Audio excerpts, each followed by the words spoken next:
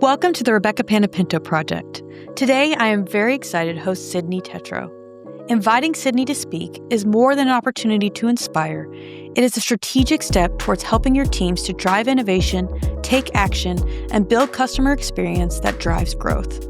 She has structured, invented, and implemented strategic plans and frameworks for multi-billion-dollar businesses. She knows how to help inspire teams as well as audiences to take themselves and their businesses to the next level.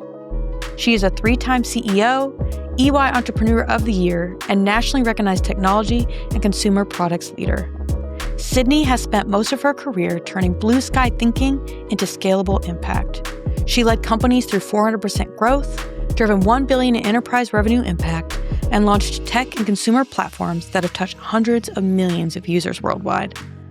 Whether she's transforming AI strategy at a Fortune 500 company or launching a personalized fan experience in partnership with Marvel and Disney, Cydni knows how to connect innovation to action and make it profitable. We have an amazing conversation all about how she's done this throughout her career, but we also unpack the incredible impact that she's making across the wider technology industry. Enjoy the show. Cydni, welcome to the show today. Thanks. I'm so excited to be here. Likewise, I've been really looking forward to this because your career has been just so interesting. All the different ways that you've impacted technology from retail CPG space to women in tech in general. You're empowering women to make an impact and really own their careers and take their seat at the table that they rightly deserve.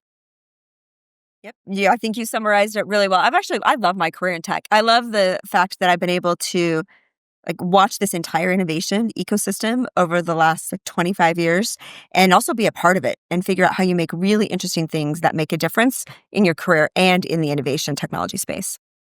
Well, and the coolest part, I think, is you've had this technical bent your whole career, a lot of CIO roles, but you haven't let that hold you back from also being a CEO yourself and operations and learning the business from beginning to end. And I love even the extra sprinkle on top, sales. You care about sales. You care about actually doing revenue generating projects from the IT org and not just being a cost center. So excited to dive into more about that today. Yeah, me too. I'm excited to talk about all those things. Let's start at, it may not be the very beginning, but it's definitely the part of your story that most popped out to me as super intriguing because you got to be a part of Disney and you got to help invent the Magic Band that is now so popular and consistently used to this day. Walk us through what it was like to be on that team and be part of bringing this new technology that nobody had really thought of or interacted with before, bringing it to the world and bringing it to life. Yeah, maybe to set the stage a little bit, as you said, I did my undergrad in computer science. And so this foundation in tech was always really important to me. And then I became acutely aware that I wanted this integration between not just how you build stuff, I wanted that deep knowledge, but I really wanted to understand, why is someone going to buy something? How are they going to use it? What's the reason that you do that invention? And so it became this catalyst to my career of customer and this really unique opportunity to go work with Disney at Disney. And the entire experience when I got hired was completely not what you have expected from a job interview. Because when they asked me, I flew down, did some interviews, and they called me and they're like, "Sid, you can have the job, but here's the deal." Because I was hiring in to a really specific ecosystem inside of Imagineering, which was really new, which was all about innovation that would disrupt the company over the next decade. And this was in everything from robotics to computer vision to, like you said, in things like the Magic Band, all of these things that, if this were possible, what would that mean? And they'd never hired for this role before, and they also didn't know how it would play out. And they told me that up front. And they were like, "Let's be really clear. This job might last for you for a quarter or a year, or we have no idea." And so I think from even that beginning, I was just really grateful to be in an ecosystem that was really thinking about, how does technology disrupt that? And what does it mean for customer and guest experience? One of the most powerful things I learned during my time at Disney was that this idea around the blue sky, the art of the possible, you're never going to get everything right. But if you did, if you could transform guest experience, if you could make it so that every guest, when they walked into the theme park, didn't think about anything but making memories and having a magical experience, what would that look like? How do you make it seamless from the moment they enter a gate to how they get on a ride to when they need some refreshment? Like, how do you seamlessly make that? And that was an impetus behind the entire like Magic Band ecosystem of like, what would be possible? And where does that take you? And how magical is that for any guest experience? And how does that transform? And the really interesting thing is, this was also at the very early days before connectivity existed like it does today. You think about battery challenges, you think about connectivity challenges, you think about all of these other variables where we weren't really even in an era where everyone was wearing around wearing wearables. And so how do you create an experience where someone isn't connected to battery, they have semi-connected ecosystems, and you want it to be magically integrated into basically invisible? It was really at the forefront of the invisible technology. And the things that I learned about both mentality, focus on guest, the way that you really, really appreciate what it means to both do transformation and acquisition was just a really incredible experience at every stage of my time at Disney. Yeah, when I think of rockstar customer experience, Disney is one of those brands that has nailed it. I think there's a balance with them though, because now they are super innovative. But then you think about different elements of their brand that they've kind of left it. Like if it's not broken, don't fix it. Like Mickey, for example. Have you seen kind of a push and pull throughout the years in the Disney approach to customer experience, innovation being at the forefront, but also having an element of keeping some memories and some consistency that is what really draws people to the brand? It's a Small World, for example. Like you can't re-innovate that every freaking year because when everybody goes back, they want to remember It's a Small World from when they're 10. So Yep. where is that balance found? I mean, I think in any brand that you build, and this what you just said is the exact tension any of us face in building brands that have longevity, which is how do you engage? Because you have to continually engage new audiences and create memories of new segments or families that bring people back. And at the same time, you have to really appreciate the connection that you have. One of the things so I had this really unique experience when I was there to build a carbon freezing chamber on the stage of Hollywood Studios. So you could be frozen in carbonite like Han Solo. And it was probably my very first moment where I got fully immersed in like, what does story mean in the Disney world? Because if you would have asked me in the beginning, I would have said, I know Star Wars, right? I totally understand the story but why Han Solo was frozen, he was, the test case, all of those kind of things. But as I started working with additional Imagineers and we stepped back, I actually fully appreciated that the way the story had to come to life was the connectivity to all of the ecosystems that create loyalty for any individual characters. And that the thread of it wasn't one experience on stage, it was the connectivity through all of those. And so in their process, they're acutely aware of what makes someone loyal to something, what makes someone bound to it for generations, and then how do you really intentionally think about what that means, both in technology, both in moments that you're coming to. Because I never thought I'd have to look up things like Wikipedia and understand all of the reasons and things that happened around the empire and carbon freezing and all of those things. But what I appreciated is once we got through with the full experience, that the moment you walked in, if you were a Star Wars fan from any generation, you would have walked into a magical place where the story connected. And we were doing innovation. Like we were making you frozen in carbonite. You could buy yourself as a 3D printed carbon freeze me inside of the parks. That's completely not part of a Star Resort, but we had to embed it in. And so it was actually the perfect thing that you're talking about, this idea of new innovation, technology, experience, product at the same time of anchoring in story. I think they are as intentional as everyone. I think every company is faced with the same challenge of how do you weave innovation in, make it invisible to story, keep it fresh, keep people engaged. And to be fair, you're never going to be great at it 100% of the time, but I do think there's guiding principles under deep appreciation of things that are your legacy, like Mickey.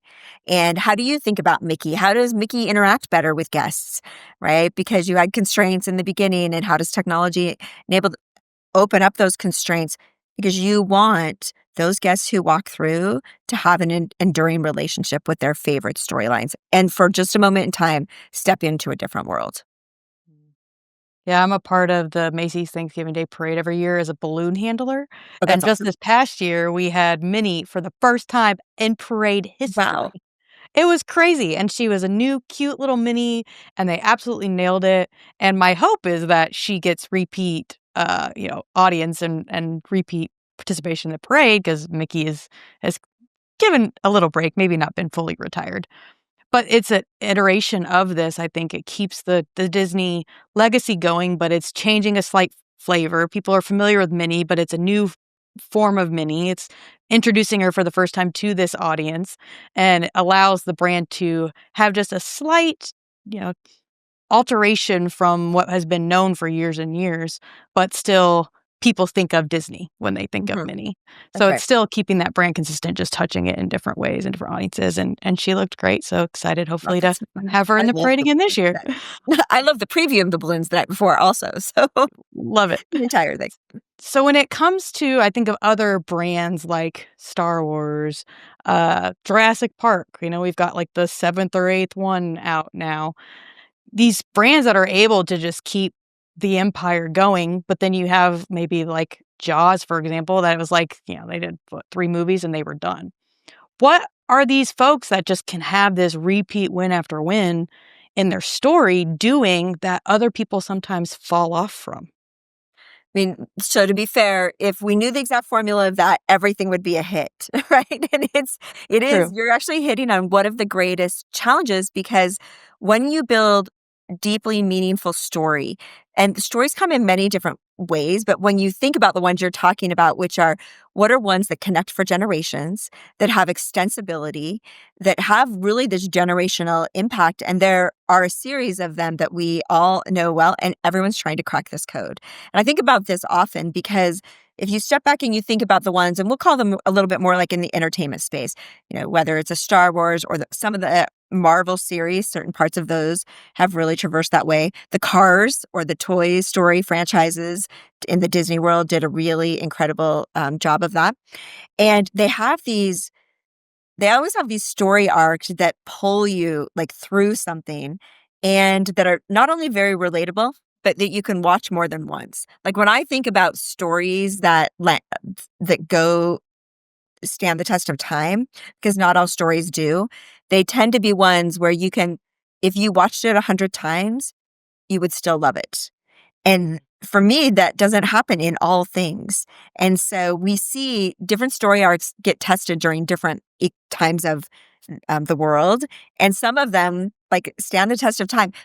No one's figured out this formula. Everyone would do it if we had, but you can isolate the components of it. And storytellers are the best stories are the ones that put us into the space, that have the highs and the lows and the conflict and the resolution and speak to us on a level that we're like, yeah, like that was really meaningful and fun and engaging. And there was probably something sad in the mix of it, but it spoke to something that we're all trying to identify with and become, and that's very persistent and consistent over time. I mean, the good versus evil fight, right at the core of most stories at some level, tends to go. But it's a fascinating journey. Even I remember when I very first started at Disney, it was right before the Tangled movie launched.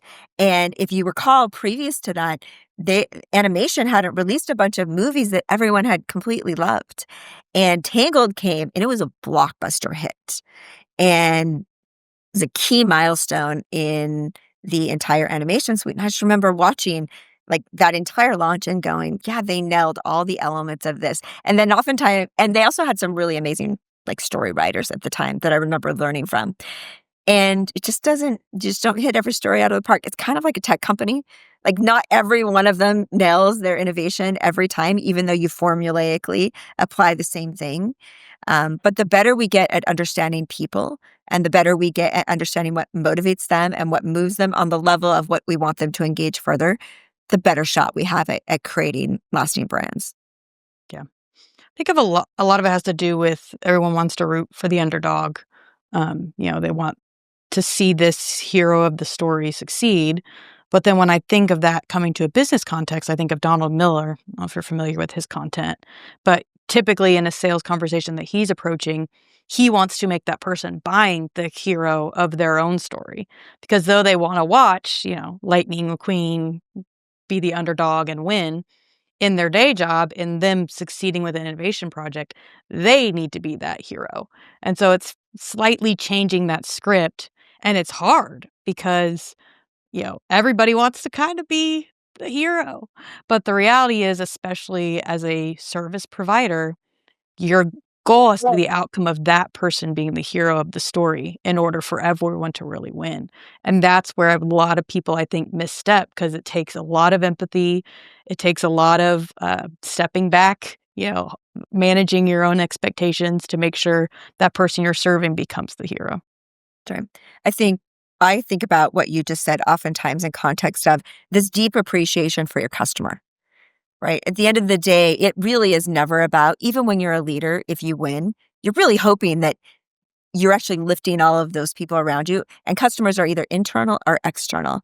And ultimately, when you step into the space of being responsible for building, taking something to market, driving a team, your ultimate responsibility is the success of the people around you, because they're the ones who enable that outcome, even in the sales ecosystem. Like I built a company around this IP we created called Idea Cloud. It was all about digital transformation for kind of Fortune 500. And the entire premise behind everything we did was, how do we build stories that show the impact of technology that transform what the company cares about? And we helped close almost $1 billion of sales by simply focusing on this idea. When you step into a really large airline company, or when we step into a really big food and beverage company, and we would talk with them, we became really good listeners as to what's the thing that moves the needle for their business. What do they care about very most? And not just what do they care about and why are they going to invest for their levers, but what does their customer care about? And if we could make the technology speak to the customer, which aligned with the business outcome, it drove value all day long. And that's the hardest thing to connect, because we all sell features and benefits. People don't buy features and benefits. They buy transformative experiences that move the outcomes of business or lives or teams. And so the better that you understand the individuals, like the empathy of where they're sitting in, and can project where they need to go and then relate what you're doing to that, the better you help them accomplish their objectives, which is ultimately how you create great relationships. I think the gap between the companies that do this well and who don't will just become greater too, like thinking through post-COVID era, where a lot of things have been allowed to fall off from a customer service perspective, unfortunately. I sometimes sit here just baffled, especially in certain parts of the US, and go, since when is this acceptable on how you treat a customer? And it's like, oh, it's COVID. COVID is that mark where a lot of people were allowed to just not care, because, we needed people to just keep the lights on. Yeah. So I It think created it's distance, I think, in people exactly. also, which I think disrupts the empathy that you have for others. Oh, 100%. So as time goes on now, and the companies that don't allow that divide to continue to grow, but instead fight against it and go back to the customer first, customer centric, those groups, I think, are going to be the ones that just absolutely skyrocket and continue to have loyal customers, which is all that's going to matter as the future of AI develops and things become more and more brand oriented. Yep. Yeah, especially in this world. AI disconnects us even more from humans and decision and the problem solving and the relationships. There's been a couple of predictions recently that have talked about that over the next few years, we'll see in person become even more important than it ever was over the last probably 5 to 7 years, because the discernment of what is AI versus what is real versus what is people driven, is the divide will continue to be greater. I think we'll have to make a very concerted effort to make sure we become a more empathetic people versus more technologically driven. Well, you think of brands like Amazon that are having all these advancements in robotics in the warehouse, in, any kind of frictionless interaction experience in the store of Whole Foods or whatever. And they're actually trying, they're making it a goal to make the store associate's job super easy. That basically all they got to do is give the customer an amazing experience and greet them and say hello, and make sure that they really enjoyed their visit to Whole Foods that day. Problem is, you've got to now go back and train those people on how to do that, how to get their heads up out of their phones, Yes. because you've so over the past, 10, 15 years of technology advancement got people used to being heads into phones and touchless and self-checkouts. But now, as we automate all that, we make this shopping experience super seamless. They're still going to want to say, "Hey, store associate, like, where is the ketchup?" and have a very positive experience, not somebody that's dismissive or doesn't really care about that customer experience. Yep, I think you nailed it. That's exactly the challenge we face. Mm. Yeah, let's hope things aren't too far gone and, the next I feel like we can generation. save it. I feel like it's still there. We just gotta lean in, and we need a lot of people who care about other people. Now, I want to talk about the Women Tech Council too, and all this great work that you do for women in industry, women in technology, women in retail CPG. Like you cross it all. You are very pro advocate for females owning their career, having a seat at the table, and really leaning in. Not to use Sheryl Sandberg's language in particular, but I love the term of leaning into their career and realizing that there's so much value that they can bring to a business. And who they are, male, female, etcetera, shouldn't hinder that at all. So tell us about your vision of what you're doing with the Women Tech Council. So this is an organization we created more than 15 years ago, which is interesting because it was kind of in the early stages of my career. I was one of 3 women in my graduating computer science class. I also minored in dance. So I had like Yeah. the 2 extremes in my like college experience. And as I came into the workforce, like I didn't really, to be honest, when I entered the workforce, I didn't imagine there were any barriers. I was like, you can't just do this. And you should do this. And you can walk into those rooms and you can do great things. And I had a really great series of male advocates and allies and mentors in my early career who also did never create barriers for me. But then as I was starting to move up the corporate ladder, I had this realization of 2 things. One is there were fewer women at the table, and women represent 50% of the workforce. And we need all of those different ways that we problem solve around the table. The data already tells us when you have teams that have both significant numbers of men and women, they outperform in revenue and profit. So, like all the economics speak for themselves. So then you start thinking about, well, what are the barriers and the reasons that these things happen? Because universally, no bad things happen when women have more money. Like the entire ecosystem is better when that is true. Families, communities, our companies, every stack of what drives successful ecosystems, they need women and men as part of those. And so I saw this opportunity to say, wait, there were only 3 in my graduating class. We're not moving those numbers. And technology is where we are headed to solve the most challenging problems we face in the world. Now, sometimes I've spent my time in entertainment, not all of the big, like life-changing healthcare, but what you appreciate is however anyone can use their skills coming into technology, it's fundamentally crucial to how the world is moving forward. And if we can create 50% of the population who already works, if we can put them in higher paying jobs, if we can use their intelligence to help us solve better problems and we get better outcomes, why shouldn't we do that all day long? And so then the thing that you realize is because it's so meaningful that those changes could be possible, we have really big barriers at every stage of the pipeline. So like in the high school space, we created a program called SheTech. It's had 40,000 high school girls go through it. But it also has 400 girls today now graduating with STEM degrees that are entering the workforce and on an annual level, on an annual year, adding $32 million of GDP earnings to an economy. That's really, really meaningful. And we need this acceleration. And so what we learned from these girls, though, is the reason they didn't go into any STEM career is because they had no role models and they knew not one woman in tech. So they didn't even know it could become their job. And we all know that you have to see it to be it. And sometimes we think that not everyone needs that, and it's true. But what you know is if you go give 90% of the population someone that looks like them, someone that has a path that they're interested in, I'm telling you, their entire life changes. And we've seen that. We see it with thousands of girls every year and their ability to change. And so what we said is, okay, if all these things are true about the reasons that we should care about this, how do we take every stage of a talent pipeline and create programming that moves the needle? How do we there's only 5% female executives in technology. That's a really big gap. Yeah. And so I think often about, well, wait, why aren't there more women at the top? What's breaking on that? So we've taken and segmented where I got high school, no role models, mentors. We know how to get thousands of industry people engaged to go solve that problem. And we do that every year. And then we said, okay, well, wait, what's happening in mid-career? Why are they leaving? Why do they not have enough advocacy? How do we create visibility platforms and networking platforms that change their trajectories? And so we've invested in a whole series of programs there. We say, what happens at the boardroom? Why are not enough women? Why is the rung broken? How do you think about going from directors? Why are they leaving? What are the cultures that are creating that? How do we create more visibility at the CEO level to create these programs that lift people? And it takes a lot of intentional work, knowing this is, my whole like branding target customer scenario plays out in the way I approach this.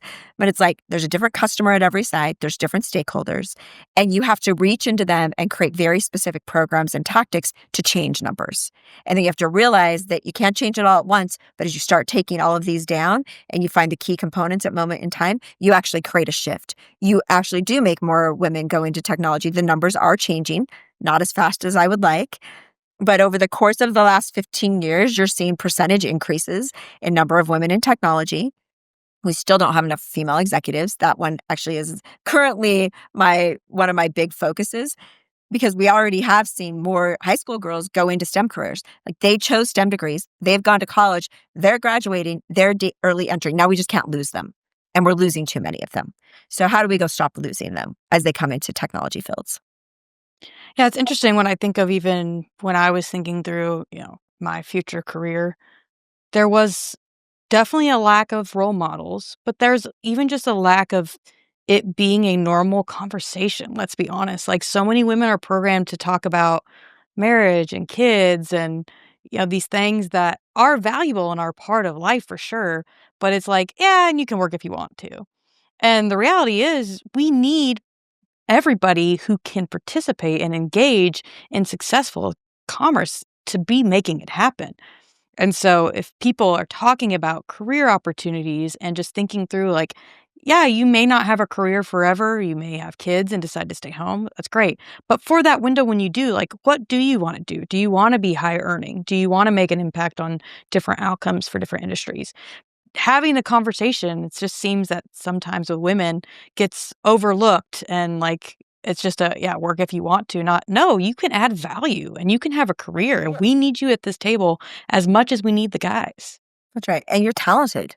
Like, and Exactly. your seat is, and even the conversation of like, you actually have a seat. Please take it and lean all of the way into that. Like you said, for whatever moments make sense for you, right? I mean, it's just guaranteed life's a very curvy path.